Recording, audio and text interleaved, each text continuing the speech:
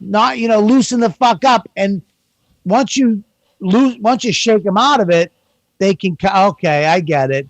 You know what I mean? All right, I get it. But they're so used to just fucking jokes that they don't have to think about, that it doesn't have to, there's no emotion attached to it. It's just a laugh or an applause. Like, oh, that was smart. I ain't into that.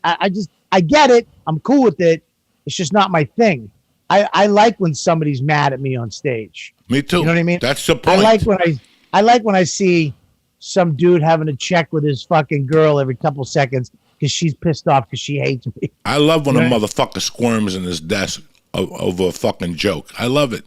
Yeah. I love it that you're this fucking weak that you got to squirm over a fucking joke. That's the first thing your mother told you. You know what I'm saying? Sticks and stones won't break my bones. Words will never hurt me. What the fuck are you worried about? Why are you jiggling this? Because I said I eat her asshole? Go fuck yourself. And then they throw the religious card at you. All you religious motherfuckers could suck my dick. You'd all be pedophiles if they let you. So fuck you too. It's not even that. Religious people have better senses of humor. Yes, they do. Now than fucking, dude, 30 years ago, the religious people were the ones, no rock and roll, dirty jokes. The religious ones have fucking great senses of humor now. It's the woke, the ones without the religion that don't believe in God, that believe in fucking all this woke horse shit, and the news is their God. CNN and fucking whatever is their God. That's what they believe. They're the ones who suck and having a problem understanding that these are fucking jokes, and it's not. That's our job to say something fucked up. But I like when somebody doesn't like me, Joey, I like fucking turning them. I like getting them. You know what I mean? That's why I love comedy. We do, yeah. I love it too. I love the fact that I'm like, okay, you fucking hate me right now, but I'm going to get you. I'm going to fucking call you out. I'm going to let you know that I know what the fuck you know, and I'm going to keep going, and then I'm going to make you giggle, and I'm going to go, I got you. Fuck you. You laughed at my shit. You got it now. I saved you. I saved you, sweetie. You're healed. That's the interesting one. Those are the ones that are great. Those are the ones that are really great. And they even tell you after the show, I don't like dirty material, but you fucking were funny, or they'll talk to you. I'm the same way. I can't. I'll tell you what. I just bumped into a friend of mine I didn't talk to for 11 years. We pulled up to his house. He was in front of the house. I told my wife before I even opened the door, I go, I guarantee he calls me a spick. As soon as he sees me, he's going to go, what's going on, spick?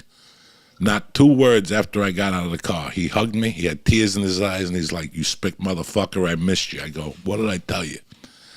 I've been called a spick by these North Bergen kids since I moved to North Bergen. So it does not bother me at all. It gives me a sense of that they love me. Right. They're cool. I got like 6 of them that still call me a spick. The main one died, and I really missed him. Like after he died, I really missed him because he would call me, insult me, and then call me a spick. And, what are you, polishing your merengue shoes? And, he would do all that shit. But he didn't know that I laughed at that.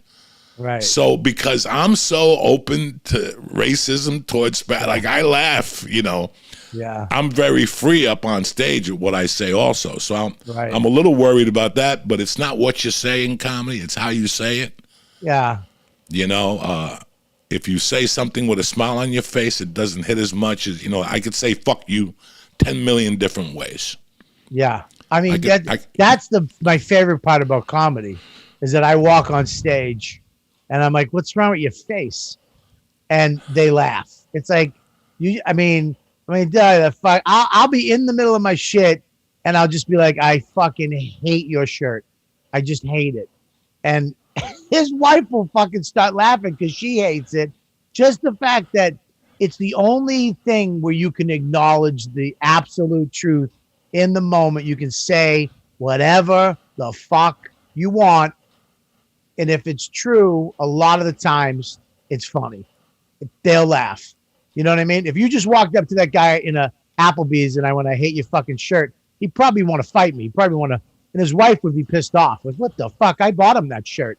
You know what I mean? But in a comedy club setting, if you got them, you can say whatever the fuck you want. You know what I mean? If they get you and they understand what your tempo, you can say whatever the fuck you want. That room we were talking about, the Houston Laugh Stop. Yeah. I could say whatever the fuck I wanted to in that room. Right. I got away with more shit than anybody in that room. There was only one word you could not say in that room that would bring that audience to a halt.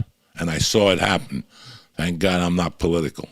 You could not bring up Bush there. Why? If you said something about Bush at the Houston Laugh Stop, it's like you called their mother a fucking cunt. Yeah. They would freeze. But if you said something about Bush in Austin, they would jump up and down. Right. So you could see the differences. But that was the only freedom that Houston took from you as a comic. Just don't talk about Bush. He's our boy, dog. Everything else, transvestites, fucking.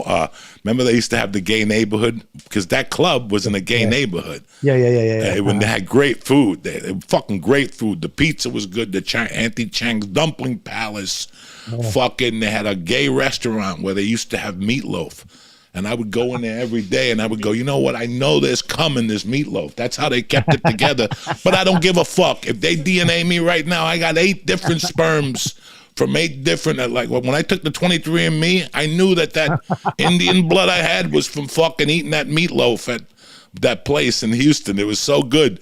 It fucking wouldn't break. It was, I'm telling you, the sperm was the crazy glue in that fucking thing. So it was a binder. Yeah, it kept it together. It was like the breadcrumbs. You know what's so funny though? What sucks about comedy now? There's 2 things that it's like. I don't know how I became a fucking political pundit. I don't give a fuck. And I don't want you to know what is up here. And I don't want you to know who I like, who I vote, what religion, all that shit. If I choose to tell you, I tell you. You don't need to know every fucking thing about me. And I don't need to fucking sit here. I feel like you have to stand on you have to pick some side. You have to let people know where you stand on this, on that, on every fucking thing. Buddy, I don't do that. I tell you, if something happens to me, I bring it on stage. I think it's funny. It's fucking funny. I don't know why all of a sudden I became the news for you.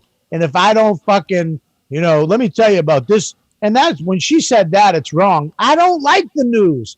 I don't fucking watch news. I've hated news was a punishment for me. When my grandfather used to punish me, he'd make me watch news. And I would sit there and these assholes in suits would be talking to other assholes in suits.